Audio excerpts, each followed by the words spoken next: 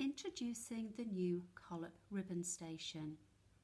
For those of you who want to measure out your ribbon for gift wrapping, or you may want to add a certain amount of imprints to your endless labels, this is perfect for you. It can be used with all three sizes of ribbon. That's the 10mm, 15mm and 25mm, and can also be used with the full range of endless labels. When your ribbon station arrives, you will need to attach this little bit here which holds the ribbon and the peg. Nice and easy to do with the two little screws that come with it.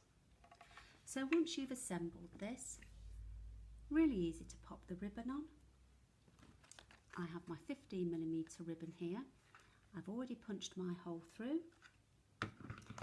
Slot that on there like so, and then we're going to feed the ribbon underneath the pegs, around the little pole at the end here, and now I'm ready to feed it onto my 15mm ribbon guide here.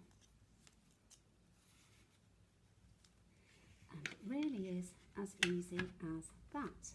So that's ready to use. Let's talk about the feature.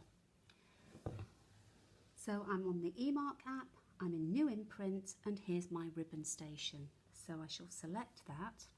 As you can see, we have templates for the 10mm ribbon and the 15 and 25. So I'm going to use 15mm ribbon today, so I'm going to select that. But before I do, you can also see we've given you some pre-loaded templates for you to either use or edit.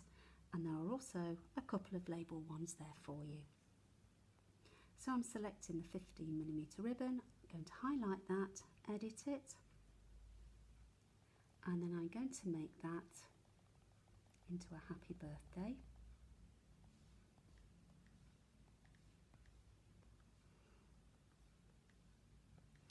And then I'm going to add a name. Happy birthday, Joe. I'm also going to add an image from the clip art.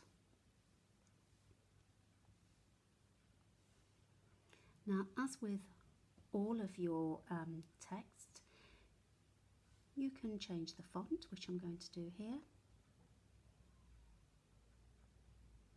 You can scale it. You can also change the colour. I'm happy with that text now, so I'm going to go into the settings on the top left.